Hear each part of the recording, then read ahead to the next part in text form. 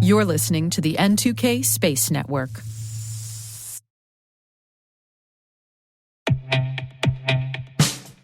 And now, a message from Cyberbit. Mastering cybersecurity is like mastering a sport. You build muscle memory through rigorous practice, then you train as a team to foster cohesion while operating under pressure.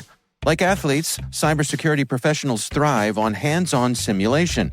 But traditional courses, certifications, and open-source labs won't build you a winning team. You need Cyberbit.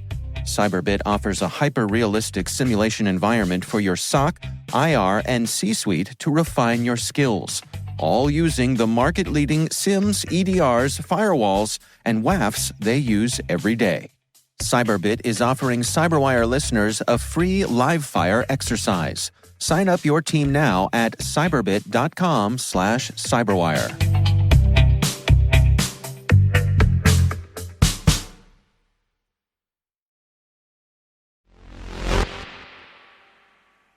To the surprise of just about nobody, the faulty valve on the Atlas V Centaur's second stage, which caused the Starliner launch to be scrubbed on Monday, well, it needs a full rip and replace. There was a sliver of hope that maybe it was just a tune-up needed, and we'd see another launch attempt yesterday or even later this week. But as we mentioned in yesterday's show, that wasn't very likely. T-minus 20 seconds to LOS speed rest. Go for deploy. Roger roll. Today is May 8th, 2024. I'm Maria Varmazis, and this is T-minus.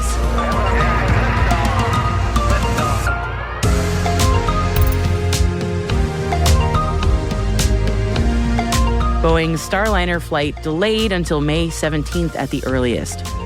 D-Orbit's Ion has a rendezvous with the Otter pup. Redwire bioprinted human heart tissue on the ISS.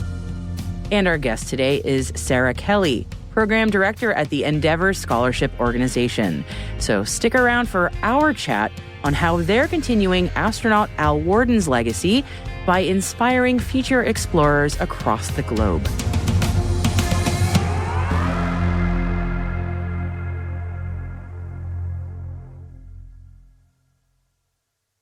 Let's dive into today's briefing, shall we? NASA and ULA have confirmed that the next earliest launch attempt of Boeing's Starliner will be next week, May 17th, and emphasis hours here, that is at the earliest. The entire rocket has to be taken back to the Vehicle Integration Facility for the work, though it's likely that the Starliner itself won't need to be destacked for that work. Isn't it always the way you replace one thing and then you find a new problem? Well, let's hope that's not the case here. Though when it comes to human spaceflight, we applaud caution, of course. Should the valve replacement go as smoothly as we all hope, and if we do see a Friday, May 17th launch attempt, set your calendars for 6:16 p.m. Eastern Time or 22:16 GMT that day for the launch itself. Fingers crossed. And now on to a story that we've been following with great interest for the past year, Starfish Space's Otter pup. And if you missed the narrative, then we suggest going to our website, space.n2k.com, and searching for Starfish Space on the podcast page, and you'll get up to speed. But as a brief summary, Starfish Space launched the Otter pup to demonstrate on-orbit rendezvous and docking technology, but the mission failed due to technical issues. Now, Starfish has finalized the mission with help from D-Orbit. Starfish approached the Italian space logistics company to assist with a rendezvous with the Otter pup. And on April 19th, D-Orbit's Ion satellite moved within a kilometer of the Otter pup. Otter pup then successfully pointed towards the spacecraft and snapped an image with onboard cameras. And although Otter pup was unable to attempt docking, the rendezvous provided the team with valuable data to inform future missions. The second Otter pup is due to launch early next year. Talk about developments in space that improve life here on Earth. How about this one? Redwire Space has successfully 3D bioprinted the first live human heart tissue sample through its 3D BioFabrication Facility on board the International Space Station. Geeking out about this one. The tissue sample returned to Earth along with the second batch of pharmaceutical crystal experiments from Redwire's pillbox platform. Haha, pillbox.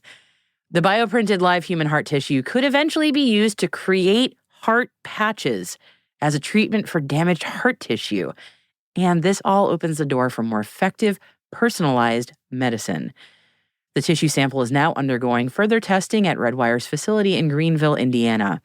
And Redwire plans to 3D bioprint human blood vessels in space on future tech missions. This is amazing, just amazing technology.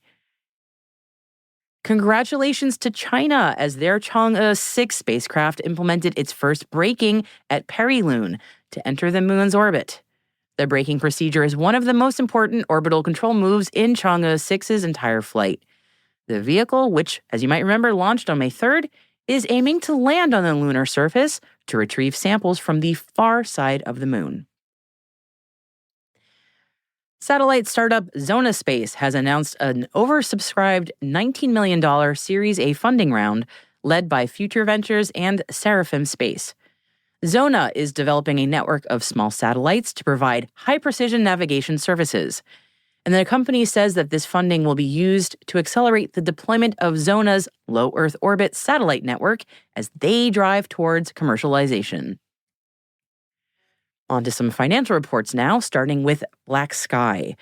The space intelligence company reported revenue of $24.2 million, which is up 32% from the prior year quarter. Brian E. O'Toole, who is Black Sky's CEO, said that in the press release that the company continues, quote, to demonstrate strong operating leverage, progressing towards sustainable, long-term, profitable growth. And space tourism company Virgin Galactic also announced its financial results for the first quarter and provided a business update. The company reported revenue of $2 million, driven by commercial spaceflight and membership fees related to future astronauts. They also reported a net loss of $102 million for the same period. Virgin Galactic is planning their final tourism launch of this year on June 8th. ESA's European Space Operations Center in Darmstadt, Germany, is preparing for the critical launch and early orbit phase of the agency's Earth Care satellite. Teams are rehearsing the time-critical operations that take place on and around launch day. The Earth Cloud Aerosol and Radiation Explorer satellite, also known as Earth Care, is designed to make a range of different measurements that will shed new light on the role that clouds and aerosols play in regulating Earth's climate. The team is expected to run a dress rehearsal on May 17th ahead of the satellite's planned launch later this month. And the UK Space Agency has released £1.8 million in new funding to support technologies to help satellites measure changing shorelines, estimate levels of biomass, predict weather forecasting, and manufacture medicines in space. The funding was announced to coincide with the first day of the Space Sustainability Conference at the Harwell Science Campus.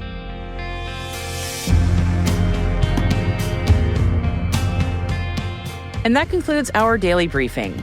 We've included 3 stories that are extra for you in the selected reading section of our show notes for you to enjoy. One is on the Space Florida Feasibility Phase Report.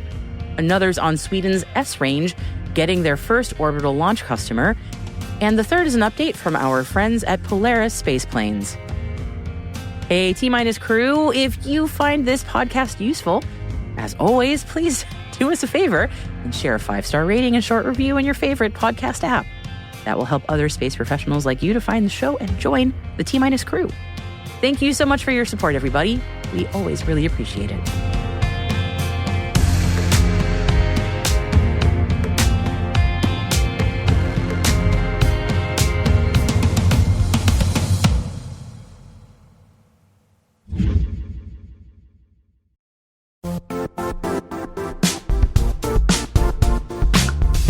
The IT world used to be simpler. You only had to secure and manage environments that you controlled. Then came new technologies and new ways to work. Now, employees, apps, and networks are everywhere. This means poor visibility, security gaps, and added risk. That's why Cloudflare created the first-ever connectivity cloud. Visit cloudflare.com to protect your business everywhere you do business.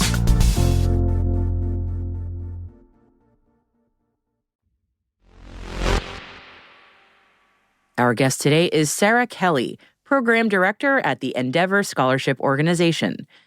Sara started by telling me how the scholarship fund started. The astronaut Al Warden Endeavour Scholarship was started in 2019 in culmination with the 50th anniversary of Apollo. And at that date and time at the Paris Air Show, Al Warden, Apollo 15 astronaut, Charlie Duke, Apollo 16 astronaut, and Walt Cunningham is the Apollo 7 astronaut, came and joined us. And we had the inaugural Endeavour Scholarship moment in time, a big party celebrated with industry and private business sector, to launch this program that focuses on the future of STEM. And our role in that is to try to inspire high school age kids to pursue STEM careers, to help fuel the workforce, to inspire them, to excite them. But what makes us pretty unique and special is that we make sure that we target kids from all over the world. So we know that the future of STEM, of space, of curing cancer, of any type of, saving the planet, we can't do it in isolation. We can't have this isolated view that, okay, in the silo of the US, we will fix the world's problems. And, it's not the space race anymore. Our space race is a global race, I guess you could look at it as. And so we believe that the botanist will come from Australia and the comms woman might come from the UAE and our astronaut might stem from Poland. And so we believe that collaboration and global connectivity is at the root of our scholarship. We target that age so that they don't lose interest in STEM, making sure that women stay interested in STEM and don't lose their path towards the sciences. And we feel that that age group is critical, but also a little bit neglected. You find a lot of scholarships for college age. You find a lot of scholarships for post-grad, and there's really good money out there for them, and that money needs to be there. But we find that this age group could use a little more love, and that's how we ended up here. There's so much I love about the Endeavour Scholarship, and I think the fact that it's not just space-focused, but STEM-focused is really significant. And I think that speaks a lot also to the vision of the scholarship that even if you are a space-focused person, as I often am, I mean, it is an ecosystem of the sciences, but it also just speaks to the importance of just developing the next generation of minds and wherever their interests take them. I just think that's just really incredible. Absolutely. Yeah, and Space Camp is a beautiful program, right? So we take the kids for a week-long advanced academy program. It's astronaut-like training. They're bouncing around in suits. They're scuba diving with gloves on and trying to manipulate tools under the water and going on, missions to Mars, and they'll pull a card and the astronaut has an asthma attack and the team has to respond. And it's really tries to be as, true to the program as possible. But that experience is amazing and wonderful. It's just one part though. We're looking to, we bring the kids ahead of camp. They come to Washington, D.C., and we bond there as a team. We'll go to the Air and Space Museum. Different industry and government invite us to have, a picnic lunch. And this year we're joining the United Arab Emirates Embassy has invited the kids to come have a picnic lunch. And just like those different, and Boeing is a huge supporter. And we're going to meet up with Heidi Grant, the head of global growth and engagement, is going to talk to the kids. And we want to inspire them, just like you said, in whatever field, and really it's STEAM, right? It's not just STEM. The arts and architecture is there. So, if we show up at the Uvar Hazy Museum and they have the full discovery model, right? The full shuttle. It's not a model. Yeah. The full shuttle is there. It's the shuttle, yeah. The whole thing. And when you're up on that, you're up, I don't know, is it 4 floors probably to look down on it? But when you turn the other way, there's a big glass wall and you're looking down at a live workshop. And on that floor are engineers and artists and archaeologists and anthropologists who are tending to these crafts. And that's a job. And that's a real job in STEM that's needed in education. And, so I think that our experience culminates in an awesome thing at Space Camp. And I'm sure the kids, will remember zip lining and the friends they made. But our hope is that they take out of it what they need to find a path that will better the world and whatever that looks like for them. I love that. I have a childhood friend who went to Space Camp and is now an amazing neurosurgeon. Like she does not have a space-related career, but I know it was a very formative experience for her in terms of not just seeing the career paths, but also critical thinking and all those things. It was very formational for her. And So on that personal anecdote note, I could absolutely see so easily how an experience, I mean, it's also fun as heck. I mean, let's be real. It's so fun. That's why us space nerds get jealous, right? I mean, they run those kids from 7 a.m. to 11 p.m. There's classes, there's activities, there's team building, there's practical. It's a wonderful program. And then it's like you said, I hope that they're sparked in curiosity, whatever that looks like. And they learn to get out of their comfort zones and see the payout of that. And a lot of kids, there's one, when you check out their website or if you look at our videos from camp, there's a giant telephone pole and they're climbing up these rungs and they stand up on, 6-inch diameter pole and they look down 40 feet and they do it. And you have these kids that they're sitting in a line, they have their helmets on, and you see their nerves, but they encourage each other, they cheer each other on. Every student that went up had the same equal applause and it just is wonderful. And that moment pushes them somehow in a positive way. I think it's just, and I don't want to harp on it too much, but I do think it is really beautiful that this is an international effort also. I think that your point about, the future of the world, we can't think so siloed. And I also want to say, not to brown nose, but kudos to the astronauts also for recognizing that, because I think nobody would have blamed them if they kept this American only. I could completely understand that, but I think kudos to their vision for seeing that this, the future truly is global. How on earth do you pick the kids for something like this? I imagine they're all exemplary. Not trying to say I'm helping kids get in or anything. No, it's so true. It's very challenging because you look at a pool and they all bring something unique and different. So obviously with each country, we have specific criteria, we have rubrics, we have, all that good standard, teaching stuff. And what we have to do though is I'm sitting here in New Jersey and I don't know how to find the best kids in Australia. So we have to partner with different people in country. So we partner with different government sectors, business sectors. Australia was a great example of a fantastic contest. The American Chamber of Commerce down there, their CEO, April Pomerley, took our call. And she's like, this is exactly what we're looking to do. We want to make bilateral relations. We want to promote space. We want to promote STEM. Let's do this. So they launched a nationwide contest there that had over 1,000 applicants. And then their judging team whittled it down. The top 6 come then to our team. And we interview the 6 and 4 become the team and then 2 become alternates. But every country is a little different. Every contest is run a little bit different depending on the system and their school system.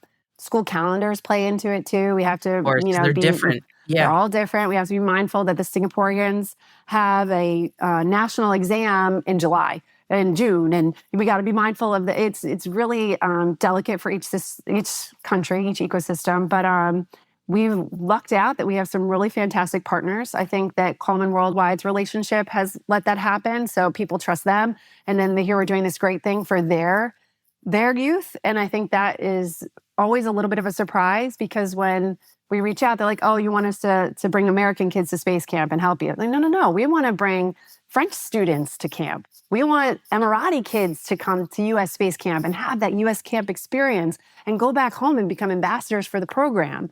So it's very cool and eye-opening. And just like you said, right now our closest partners are aerospace, but the UAE is a good example and a good model where Coleman does more than aerospace. It's defense, it's health, it's oil and gas, it's food and beverage. And STEM is all of those. So they're our first one where we're stepping into oil and gas. So ADNOC was a partner this year to help select some kids out of the UAE. And again, it's the understanding of, yes, it culminates in space camp, but that's so much more than just astronaut training.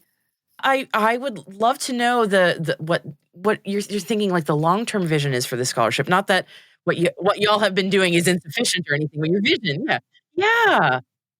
So with camp closing due to COVID, for example, the students of Chile took a trip to Antofagasta and the observatory there. And again, we try to fuel this love for STEM. They are now ambassadors for the program. Now we have kids that have gone through the camp. They are ambassadors for the program. And my ultimate hope is that those experiences, whether they were a trip to the desert, a trip to space camp, a trip to DC, is that they spread the love for STEM, that they encourage others to explore and be curious. We would love to continue partnering with other nonprofits and supporting other nonprofits. This year, one of our teams, the U.S. team, is coming with the help of Sisters of the Skies. So they're a nonprofit that aims to help young Black women pursue careers as pilots, which is a very underrepresented community in the pilot world.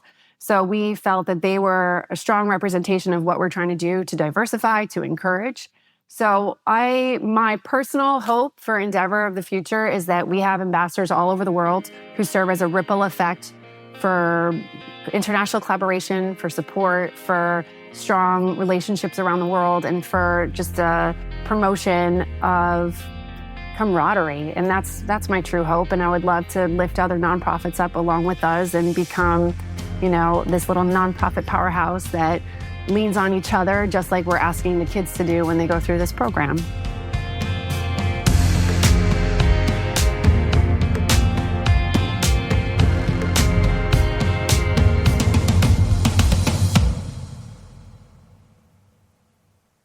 We'll be right back.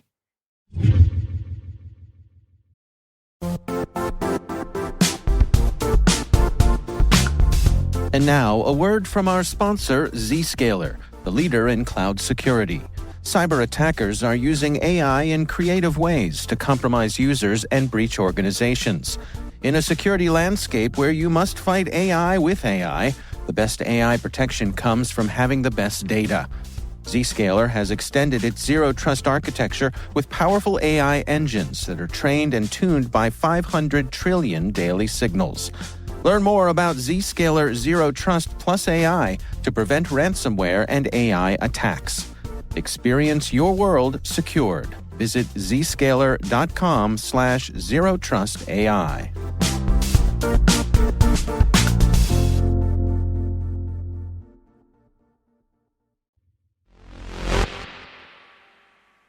Welcome back. Lone Star Data Holdings' Independence payload was aboard Intuitive Machines' IM-1 lunar lander, which touched down on the moon this past February. And Lone Star has the goal of making data centers on the moon, and got a step closer with the success of the Independence tech demo, sending data to and from both cislunar space and the lunar surface. And Lone Star will have another data center payload, this one named Freedom, aboard the next Intuitive Machines lunar mission, the IM-2, which will likely take place later this year. And this one's got a little twist. And I should note here that I've spoken to Lone Star CEO Chris Stott in the past, actually specifically episode 235 on March 15th and 16th, 2024 to be precise, and Chris is putting his wife's face on the moon, which makes sense when your wife is both an advisory board member for your company and, oh yeah, the one and only space shuttle astronaut and ISS crew member, Nicole Stott. And not to bury the lead here, Apollo 16 moonwalker Charlie Duke, also an advisory board member of Lone Star, his face is also going on the moon. For the second time, that is, when you count the family photo that he left behind in 1972. Now, if you were imagining the Freedom Payload Data Center as a gray hard drive enclosure or a very uninspiring rack mount server case plonked onto the lunar surface, please think again. No, this data center is a 3D printed work of art designed by architectural firm Bjarke Ingels Group that casts shadows of both Charlie Duke's and Nicole Stott's faces in profile and silhouette, depending on how the sun hits it during the lunar day. So Charlie Duke's profile and silhouette for the first half of the lunar day, and then Nicole Stott for the second half. Pretty cool. It's data, but make it art.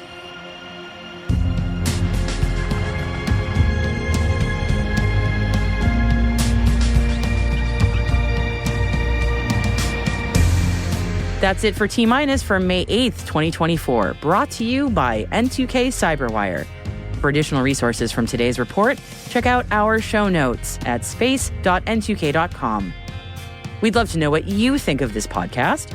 You can email us at space@n2k.com or submit the survey in the show notes. Your feedback ensures that we deliver the information that keeps you a step ahead in the rapidly changing space industry. N2K Strategic Workforce Intelligence optimizes the value of your biggest investment, your people. We make you smarter about your team while making your team smarter. This episode was produced by Ellis Carruth. Our associate producer is Liz Stokes. We're mixed by Elliot Peltzman and Trey Hester, with original music by Elliot Peltzman. Our executive producer is Jennifer Iben, Our executive editor is Brandon Karpf. Simone Petrella is our president. Peter Kilpie is our publisher. And I'm Maria Varmazes. Thanks for listening. We'll see you tomorrow. T-minus.